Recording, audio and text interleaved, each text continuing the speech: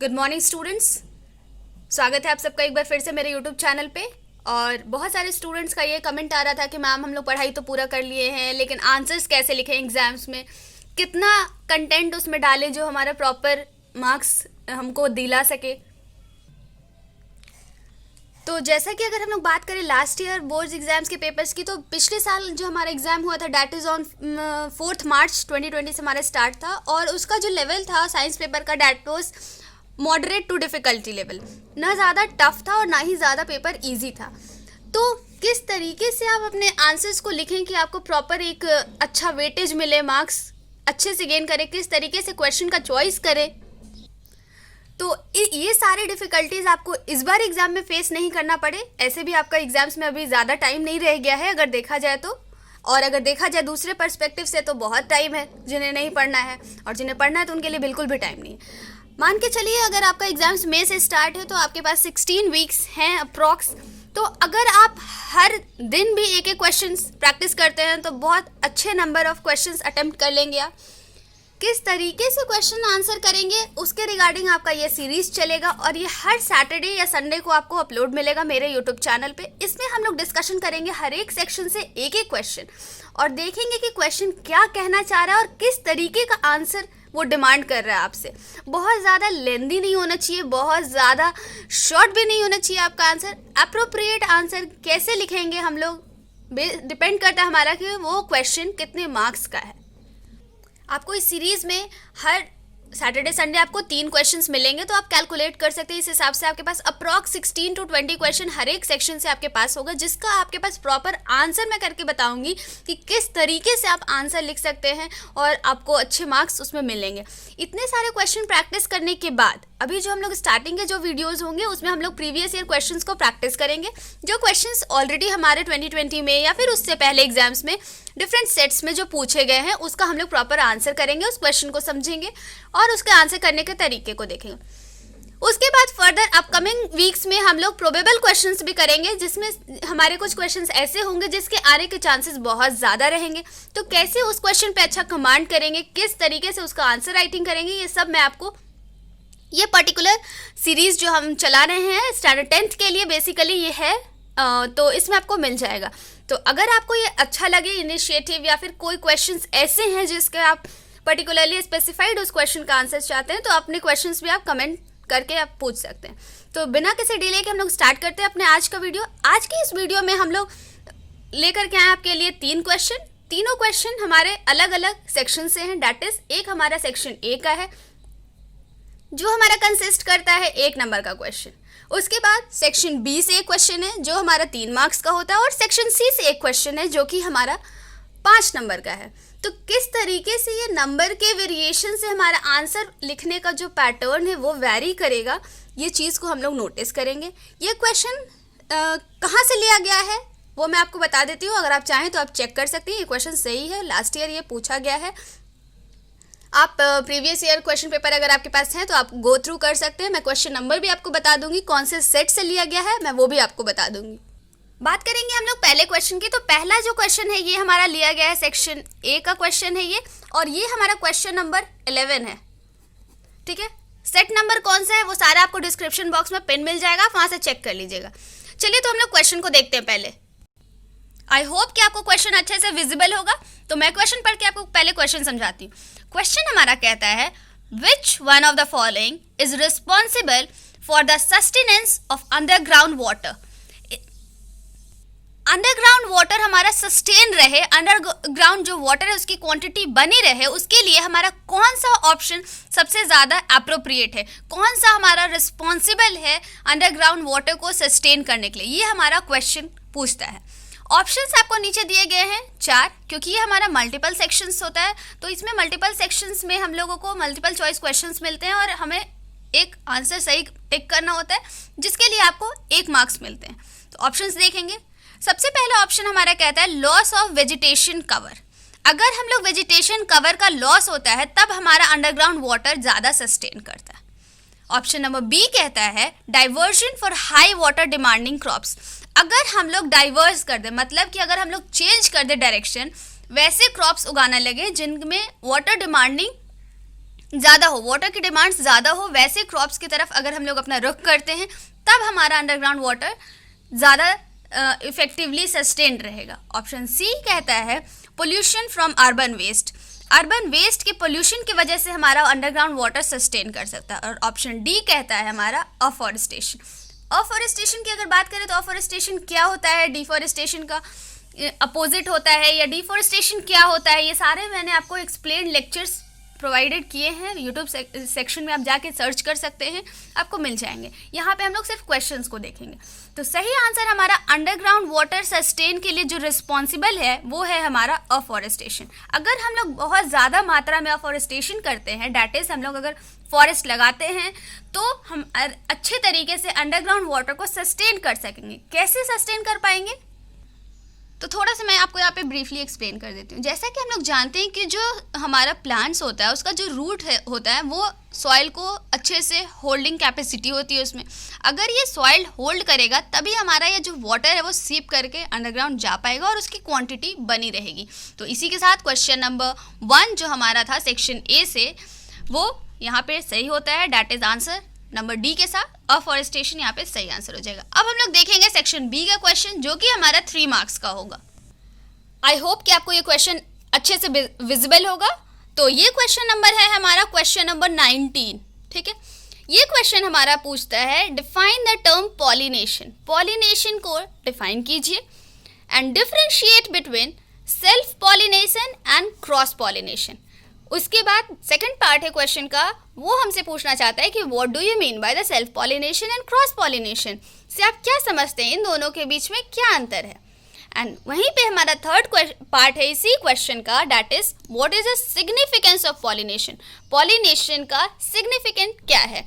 तो आप यहाँ पे देखेंगे कि किस तरीके से एक ही क्वेश्चन में हमारे 3 क्वेश्चन हैं और इसमें मार्क्स कितना कंटेन करता है, ये 3 मार्क्स। तो क्वेश्चन हमारा, तो इस क्वेश्चन का आंसर हम लोग कैसे कर सकते हैं। अगर ये 3 डिफरेंट पार्ट्स में है और 3 नंबर का ही क्वेश्चन है, तो अगर आप पॉलिनेशन को ही एक लंबा पैराग्राफ डील करोगे, फिर उसके बाद आप डिफरेंसेस 3-4 लिखोगे, फिर उसके बाद सिग्निफिकेंस बताओगे, तो ये बहुत ज़्यादा टाइम के लेंगे और क्वेश्चन का डिमांड भी ये नहीं है, क्योंकि वो सिर्फ आपको 3 नंबर दिलाएगा और 3 डिफरेंट क्वेश्चन हैं। तो ये सारी बातों को ध्यान में रखते हुए हम लोग हर एक क्वेश्चन के पार्ट को अपने आंसर्स में इंक्लूड करेंगे और इसको ज़्यादा एक्सपैंड भी नहीं करेंगे। सबसे पहले हम लोग टर्म डिफाइन करेंगे पॉलिनेशन का। तो पॉलिनेशन क्या होता है पहले मैं समझा देती हूँ, उसके बाद मैं लिख के भी आपको दिखाऊंगी।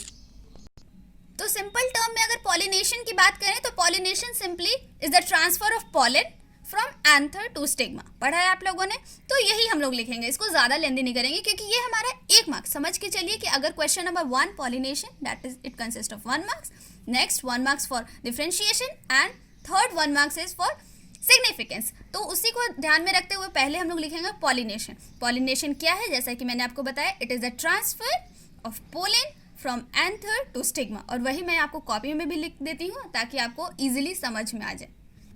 Pollination is the transfer of pollen from anther to stigma. बहुत सारे बच्चों को ये लगेगा कि मैम क्या इतना सफिशिएंट होगा, 1 नंबर मिल जाएगा हमें। तो ऑब्वियसली आपको 1 नंबर मिलेगा। एग्जामिनर आपका नॉलेज चेक करना चाहता है कि क्या आप टर्म पॉलिनेशन से अवेयर हैं भी या नहीं। वो ये नहीं देखना चाहता है कि आप पॉलिनेशन के बारे में कितना जानते हैं। अगर उसको ये जानना होता तो वो आपको क्वेश्चन नंबर कह सकते हैं सेक्शन सी में ये क्वेश्चन डालता और वहाँ पे ये 5 नंबर का होता और सिर्फ डिफाइन द टर्म पॉलिनेशन देता। वहाँ पे आपको खुद से ही सब कुछ डालना होता कि आप पॉलिनेशन से क्या समझते हैं, उसके सिग्निफिकेंस क्या होते हैं, उसके क्रॉस पॉलिनेशन, उसके टाइप्स क्या होते हैं। अब बात करेंगे सेकंड पार्ट की। सेकंड पार्ट हमारा पूछता है differentiate between self pollination and cross pollination. तो सिंपल टर्म्स में आपको रखते हुए आंसर करना है। सेल्फ पॉलिनेशन मतलब क्या, तो अगर ट्रांसफर ऑफ पॉलन हमारा सेम फ्लावर में हो रहा है, that is known as self pollination, whereas transfer of pollen from one flower to another is called as cross pollination. तो इसी को हम लोग लिखेंगे अपने आंसर बुक में। किस तरीके से लिखेंगे मैं आपको दिखाती हूँ। इसके लिए आप क्या करेंगे, कॉलम्स बनाएंगे सेल्फ पॉलिनेशन और क्रॉस पॉलिनेशन का, ठीक है। सेल्फ पॉलिनेशन में आप यहाँ पे लिखेंगे transfer of pollen in the same flower, और क्रॉस पॉलिनेशन में हम लोग लिखेंगे ट्रांसफर ऑफ पॉलन, जो मैंने आपको समझाया वही लिखा है यहाँ पे, cross pollination, transfer of pollen from one flower to another यहाँ पे। तो ये हमारा सिर्फ 1 marks for the upper part, 1 marks for the second part, and don't think that's over. The third part is remaining. That is, what is the significance of pollination? In the next part, you have to explain that what is the basic significance of pollination, why this pollination is necessary, what it results. तो इसके लिए हम लोग answers लिखेंगे that pollination का result हमारा क्या होता है? Pollination leads to fertilization, जिसके वजह से we are able to new species, that is by the formation of zygote. अगर पॉलिनेशन नहीं होगा तो फर्टिलाइजेशन नहीं होगा, और अगर फर्टिलाइजेशन नहीं होगा तो that will not result in the formation of zygote. So here answer would be pollination leads to fertilisation resulting in the formation of zygote, and this is only the significance of pollination. तो इसी को हम लोग लिखेंगे अपने answers में, तब जाके हमारा ये आंसर्स कंप्लीट होगा। Pollination leads to fertilisation resulting in the formation of zygote, यही मैंने आपको बोला और वही मैंने आपको लिखा। तो क्या अभी भी आपको लगता है कि ये क्वेश्चन 3 मार्क्स के लिए ये आंसर हमारा सफिशिएंट नहीं है? ध्यान से देखिए एक बार, ये क्वेश्चंस आपको पूरा 3 मार्क्स दिलाएगा। अगर ये क्वेश्चन 3 मार्क्स में पूछता है तो इतना आंसर सफिशिएंट होगा, इसके लिए आप बिल्कुल भी चिंता मत कीजिए, क्योंकि हमने यहाँ पे सारे मेन पॉइंट्स को कवर किया है। क्वेश्चन का जो डिमांड था हमने उसको फुलफिल किया है, क्वेश्चन हमसे जो पूछना चाहता था हमने सिर्फ उसे वही बताया है। ऐसा नहीं है कि हमने एक पैराग्राफ लिख दिया, एक थीसिस लिख दिया पूरा पॉलिनेशन के ऊपर। यहाँ पे हम लोगों ने पॉलिनेशन भी समझाया, सेल्फ पॉलिनेशन, क्रॉस पॉलिनेशन का उसने डिफ्रेंशिएशन पूछा, वो भी डील किया, और उसके बाद हमसे पूछा गया था क्या, what is the significance of pollination. तो सिग्निफिकेंस क्या है? That is pollination leads to fertilisation, pollination की वजह से फर्टिलाइजेशन होता है, जिसका रिजल्ट हमें मिलता है जाइगोट का फॉर्मेशन, और डिफरेंट स्पीसीज हमारे प्लांट्स के अदर इनका जनरेशन ग्रो कर पाता है। तो ये था हमारा सिग्निफिकेंस, और इसी के साथ हम लोग यहाँ पे 3 मार्क्स स्कोर करेंगे। नेक्स्ट बढ़ेंगे सेक्शन सी की तरफ और देखेंगे अपना क्वेश्चन जो कि कंटेन करता है 5 मार्क्स का, किस तरीके से उसका आंसर करेंगे। अब हम लोग उसको देखते हैं। तो अगर बात करेंगे हम लोग सेक्शन सी की, तो सेक्शन सी से ये क्वेश्चन मैंने लिया है, और ये क्वेश्चन नंबर हमारा 28 है। ये क्वेश्चन हमारा कह रहा है what is the law of dominance of traits.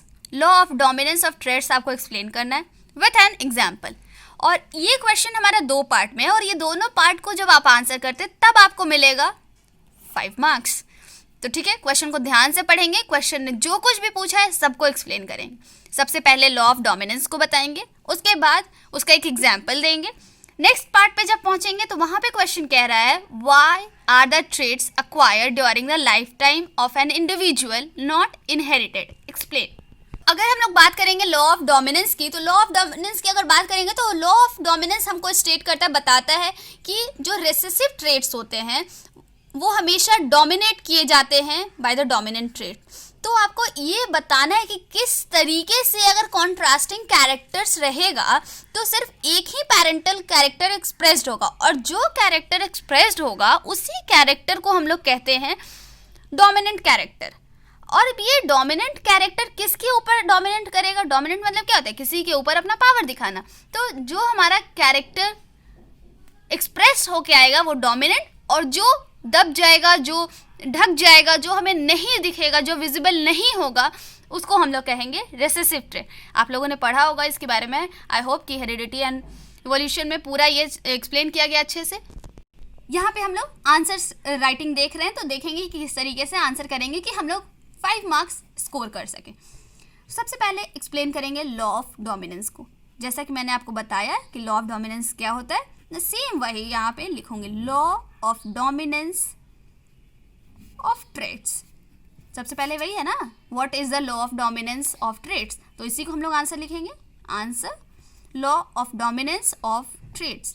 उसके बाद हम लोग इसको एक्सप्लेन करेंगे, क्योंकि हमारा क्वेश्चन यही डिमांड कर रहा है। इसको एक्सप्लेन कैसे लिखेंगे? तो हम लोग लिख सकते हैं इसको कि इन अ क्रॉस बिटवीन मैं आपको लिखवाने के बाद एक्सप्लेन भी कर दूंगी फिर से. In a cross between a pair of contrasting character, contrasting मतलब दो अलग अलग character, contrasting character, only one parental character, only one parental character will be expressed, will be expressed. ठीक है, आई होप कि आपको क्लियर होगा, अच्छे से इजिली विजिबल होगा, दिख रहा होगा. इन F1 generation, in F1 generation, which is called dominant trait, and the other is called recessive trait. जो मैंने आपको एक्सप्लेन किया है वही यहाँ पे मैंने लिखा है. क्या कहने का मतलब है कि law of dominance of traits की अगर हम लोग बात करें तो जब हम लोग क्रॉस करते हैं पेयर ऑफ कॉन्ट्रास्टिंग कैरेक्टर्स के बीच में, अलग अलग कॉन्ट्रास्टिंग कैरेक्टर्स, मतलब सपोज दैट कि फीमेल पेरेंट जो है हमारा वो टॉल है और मेल पेरेंट जो है वो शॉर्ट है, तो किस तरीके से ये हमारा जो प्रोजनी होगा फर्स्ट जनरेशन का, उसमें कौन से कैरेक्टर एक्सप्रेस्ड होंगे, वही हमारा कहलाता है डोमिनेंट ट्रेट. वो ट्रेट उसके ऊपर डोमिनेंट है. अच्छा, जो हम लोगों को दिख गया कि अगर फर्स्ट प्रोजेनी हमारा टॉल है तो इसका मतलब कि टॉल जो ट्रेट है वो हमारा डोमिनेंट है. किसके ऊपर? जो हमारा प्रोजेनी नहीं एक्सप्रेस हो पाया है उसे हम लोग कहेंगे रेसेसिव ट्रेट. उसी को मैंने यहाँ पे लिखा है. ये हमारा चूंकि 5 नंबर का क्वेश्चन है तो इसमें हम लोग थोड़ा आंसर अपना लॉन्ग रखेंगे ताकि वो हमें इजीली 5 मार्क्स दे सके. नेक्स्ट हमारा क्वेश्चन का डिमांड था that we have to explain this with an example. तो हम लोग एग्जाम्पल भी लेंगे. जैसे फॉर एग्जाम्पल अगर हम लोग बात करें तो अभी हम लोगों ने पढ़ा है हमारे चैप्टर के अकॉर्डिंग पी प्लांट्स में, तो हम लोग उसी को लेते हैं. आप किसी और का भी ले सकते हैं, ऐसा ज़रूरी नहीं है. इन पी प्लांट्स, तो अगर हम लोग बात करें पी प्लांट्स में तो उसमें हम लोग बहुत सारे अलग अलग 7 कॉन्ट्रास्टिंग कैरेक्टर्स की बात की है, लेकिन यहाँ पे हमको एक एग्जाम्पल देना है तो हम लोग सिर्फ एक ही लेंगे. तो यहाँ पे हम लोग टॉलनेस का ही ले लेते हैं, वो बहुत ईजी है, आपको ईजिली समझ में आ जाएगा. तो सपोज डैट कि हमारे जो पेरेंट्स हैं वो टॉल हैं. टॉल को रिप्रेजेंट हम लोग कैसे करेंगे? टी से. ऊपर में आप समझने के लिए टॉल भी लिख लीजिए, और डॉर्फ या शॉर्ट आप लिख सकते हैं, कुछ भी, डॉर्फ और शॉर्ट. ठीक है, और इसका हम लोग रिप्रेजेंट करते हैं स्मॉल टी से. अब इसके गैमेट्स की अगर बात करें तो गैमेट्स हमारे, इसको अच्छे से लिखेंगे और समझाएंगे अपने आंसर बुक में. इसका गैमेट्स हमारा टी और टी हो जाएगा, यहाँ पे हम लोग एक लिखेंगे. ठीक है, क्लियर है. उसके बाद हम लोगों को इसका क्रॉस कराना है. जब हम लोग क्रॉस कराएंगे तो ये एक कैपिटल टी और एक स्मॉल टी अब क्रॉस करा के यहाँ पे मैंने लिया इजीली आपको समझ. अब ये जो है हमारा वो प्रोजनी F1 जनरेशन का है, और यहाँ पे आपको एक कैपिटल टी और एक स्मॉल टी दिख रहा है, और ये रिप्रेजेंट करता है हमारा टॉलनेस. यानी कि जितने भी F1 प्रोजनी में हमारे प्रोजनीज होंगे वो सारे के सारे टॉल होंगे. तो ये था हमारा एग्जाम्पल. अभी हमारा कंप्लीट होता है क्वेश्चन का एक part, that is question number जो हमारा कौन सा क्वेश्चन नंबर है 28 का ए है. एक मिनट आपको मैं देखिए, देखा ए पार्ट कह रहा था law of dominance of traits को एक्सप्लेन करना है क्या है ये, और एक एग्जांपल से एक्सप्लेन करना था. मैंने यहाँ पे एक एग्जांपल भी दे दिया और लॉ ऑफ डोमिनेंस भी बता दिया. अब हम लोग नेक्स्ट क्वेश्चन नंबर के 28 के बी पार्ट, ये हमसे पूछना चाह रहा है why are traits acquired during the lifetime of an individual not inherited. जो भी हम लोग ट्रेड्स अक्वायर करते हैं अपने लाइफ टाइम में वो इनहेरिट क्यों नहीं होता है, मतलब कि वो आगे वाले जनरेशन को क्यों नहीं मिलता है, इसको एक्सप्लेन करना है. तो हम लोग आगे बढ़ेंगे अपने आंसर बुक पे की तरफ. तो यहाँ पे हम लोगों ने law of dominance of traits बताया, एग्जाम्पल बताया. अब यहाँ पे ऑल टॉल तो लिख लिया. अब हम लोग तो समझ गए कि ऑल प्लांट्स जो है वो F1 जनरेशन के टॉल होंगे, लेकिन हम लोग इसको अपने आंसर बुक में भी लिखेंगे इसके कॉन्क्लूजन को, जो हम लोगों ने यहाँ पे एग्जाम्पल दिया उसके. तो कॉन्क्लूजन को कैसे लिखेंगे पहले वो लिख लेते हैं. तो यहाँ पे हम लोग लिखेंगे all plants in F1 generation were tall,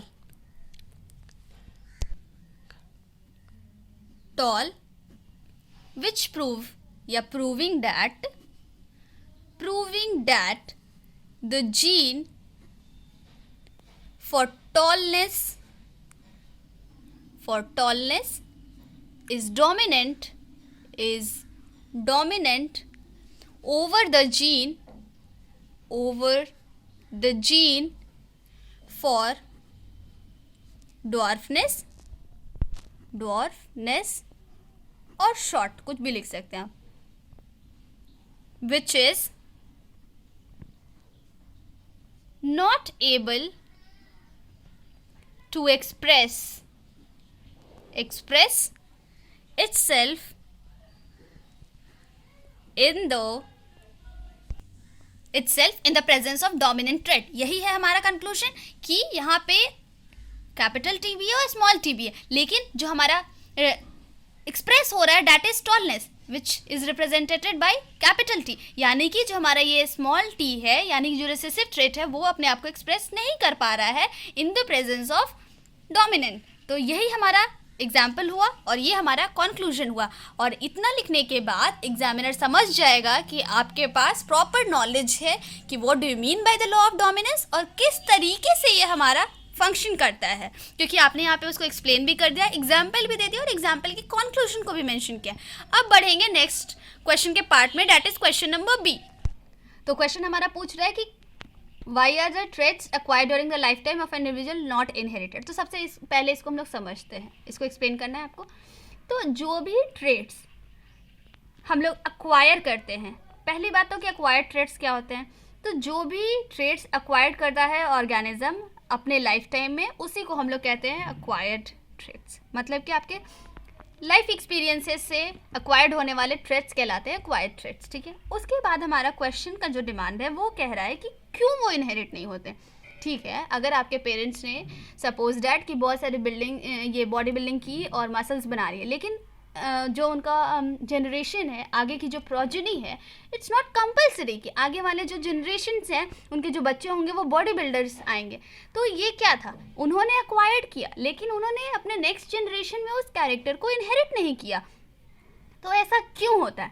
तो इसका रीज़न ये है कि जो भी हम लोग ट्रेट्स एक्वायर्ड करते हैं वो सारे सोमैटिक सेल्स में होते हैं. सोमैटिक सेल्स बोलने का क्या मतलब है कि जो भी हमारे बॉडी के सेल्स होते हैं उनमें, और ये जो इनहेरिटेड कैरेक्टर्स होते हैं वो हमारे डीएनए से, जर्म सेल्स के डीएनए से चेंज होते हैं, और जो हम लोग एक्वायर्ड करते हैं वो बॉडी सेल्स में होता है.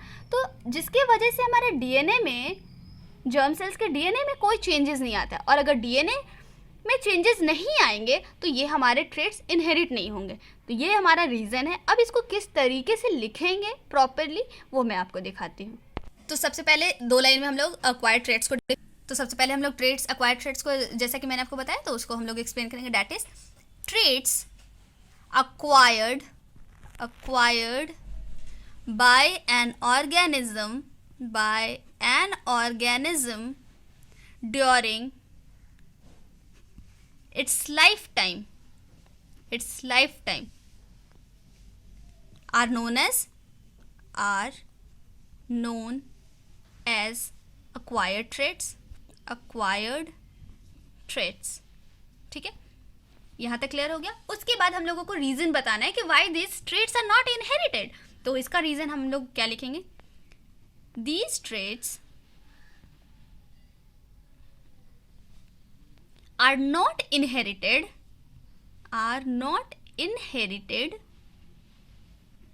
because they occur in somatic cells only. somatic cells मतलब बॉडी के सेल्स पे, somatic cells only, and they do not cause any change in the DNA of the germ cells. ठीक है, जो भी मैंने आपको समझाया, सिर्फ जो भी एक्सप्लेन किया है वही लिखा है, कुछ भी एक्स्ट्रा नहीं लिखा है. अब आप एक बार देखिए कि क्या ये क्वेश्चन का जो डिमांड था वो हम लोगों ने फुलफिल किया, क्या हमारा ये आंसर 5 नंबर के लायक है या नहीं. पहले एक बार आप खुद देखिए, उसके बाद मैं आपको बताती हूँ. देखिए आप लोगों ने, तो क्या आपको लगता है कि this answer would not be sufficient for 5 marks? क्या हमें 5 मार्क्स नहीं मिलेंगे इतना लिखने के बाद? ऑब्वियसली मिलेंगे। एंड जो भी हमने लिखा है वो टू द पॉइंट है, इस वजह से इसमें हमारे 1 नंबर पे भी कहीं पे भी डिडक्ट होने के कोई चांसेस नहीं है। तो आई होप कि आपको ये जो सीरीज़ मैंने चलाने की सोची है और मैंने जो आज से ही शुरू किया है वो आपको अच्छा लगेगा, आपके लिए हेल्पफुल होगा। बहुत सारे क्वेश्चंस प्रैक्टिस करने के बाद आपको ये आइडिया लग जाएगा कि किस तरह से क्वेश्चन को अटेम्प्ट करते हैं और कौन सा क्वेश्चन का कितना डिमांड और किस तरीके से मार्क्स के ऊपर हमारा वेरिएशन होता है आंसर लिखने के पैटर्न पे। तो इसके साथ ही हमारा आज का ये वीडियो मैं यहीं पे वाइंड अप करूँगी। आई होप कि आपको ये अच्छा लगे। अगर आपको अच्छा लगे तो आप लाइक कीजिए इस वीडियो को, और कोई पर्सनली कोई अगर क्वेश्चंस में आपको डाउट है तो आप वो कमेंट सेक्शन में पूछ सकते हैं। जो भी क्वेश्चंस के अगर आपको इश्यूज़ हैं और जो भी आपके फ्रेंड्स प्रिपेयर कर रहे हैं और इस बार बोर्ड्स में अपेयर होने वाले हैं, उनके लिए ये वीडियो कैसा है, हेल्पफुल है या नहीं है, ज़रूर मुझे बताएं अपने कमेंट सेक्शंस में। तो इसके साथ ही take care, have a nice day, thank you.